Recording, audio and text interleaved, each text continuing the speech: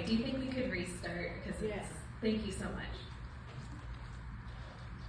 Hi, I'm Briana, and I've been a graduate medical education program coordinator for the plastic surgery residency and fellowship since October of 2019. The PC role is required by our accrediting body and is considered a member of the education program's leadership team. And previously I worked with graduate students, and one of the reasons I left that role is because I found it very challenging to witness the trials and tribulations of the graduate students. I really didn't enjoy watching them suffer through stress and not being able to do anything about it. So knowing absolutely nothing about graduate medical education, I took my new role and went from supporting 28 graduate students to 2 fellows. And what I found out very quickly is that I had no idea what a surgeon does day to day. We all think we have ideas. Yeah, they're busy, but that is the understatement of a lifetime. It turns out my career shift put me in a position where I couldn't ignore the mental health of those I supported.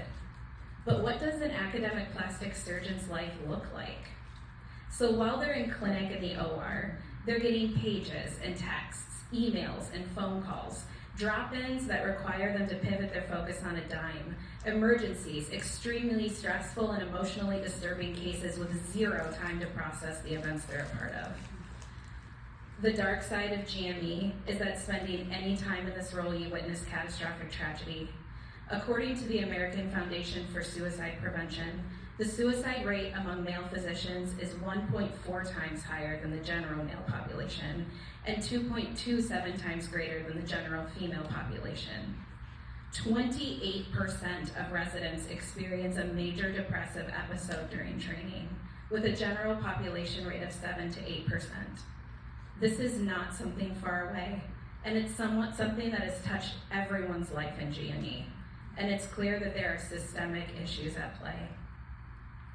My greatest fear in this role is losing one of my trainees or faculty to suicide. This is an overwhelming issue to face, and luckily I have amazing leadership. Dr. Jared Keith and Dr. Kelly Ledbetter have an authentic desire to create an environment that supports the wellness of our trainees. They are always open to new ideas. However, in all honesty, we can't change the system of medicine, but we can take small steps to create a safer environment for our trainees. Small acts of compassion can add up and create an environment of care. Back in 2019 to 2021, our major struggle was that we did not have enough trainees. A full class was 3 per year, which meant that our fellows were on call every 3rd night, or more frequently if someone was on vacation. They were exhausted, overwhelmed, and could not see the light at the end of the tunnel. The only thing we could do was be unfailingly there for them. And the only thing that was really going to reduce that pressure was to start an integrated residency. This was a decade in the making, but we were granted approval, and with a full residency and fellowship program, we would have 9 total trainees. The first year our residency started, we were able to recruit 3, so our program went from 3 to 6. I still remember the first day everyone was in the workroom together. My office shares a wall, and I heard laughter. And it was such a momentous moment that I emailed Dr. Keith and Dr. Ledbetter to let them know, and it really felt like a weight had lifted. But this was a major shift, a big change, something that dramatically changed our trainees' day-to-day life. But that isn't always possible. There are some things that we can't change as a program. The nature of cases, patients, the frustration of licensing, insurance companies, and the staggering number of evaluations. A U.S. healthcare system that in general does not support physician wellness. I don't want to paint my surgeons as suffering. And that being said, the sacrifice they make is enormous and oftentimes goes unnoticed and not understood. So while we had more people, and that took pressure off the immediate issue, it didn't fix everything. So what are we doing to support our trainees' wellness? Here are the takeaways. We added one-on-one meetings with our program leadership, just checking in. We listen and allow our trainees to have autonomy and a voice in their own education. We started an opt-out only therapy program. Twice a year, they are automatically scheduled to meet with our GME-focused staff psychologist and provided protected time to do so.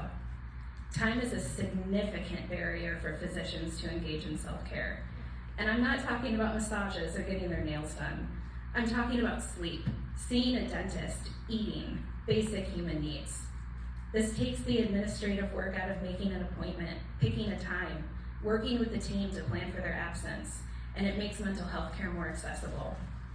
We created a values statement, updated our mission statement, included pronouns on our website to demonstrate our dedication to inclusion, as was requested by our trainees. Our trainees are people with a strong set of values, and showing them that we see them as individuals and align our educational mission with their values creates a sense of purpose and safety. We purchase them snacks every month for their workroom. Quick meals, high protein bites, and of course a little sugar. And every now and then we get them some ice cream too. Dr. Ledbetter incorporated resiliency exercises into our educational presentations. We all have an open door policy. I personally have chosen to discuss my own mental health journey openly in appropriate moments to help break down the stigma that exists and create an environment where we can talk about mental health care openly and safely and be provided with support and resources. But the number one most important thing that I do that needs no resources and no permission from any leadership is that if I think something nice about someone, I share it with that person. Over time, this simple, vulnerable act creates a culture where the group starts doing this for each other. Share freely and listen openly. And no matter what your role is and where you fall in the org chart, you can start real change to support mental health and well-being. Start small, be dogged, and don't give up if someone responds with snark. Eventually, those walls will come down, and things will start to change, and people will join in. Yes, you can make a difference.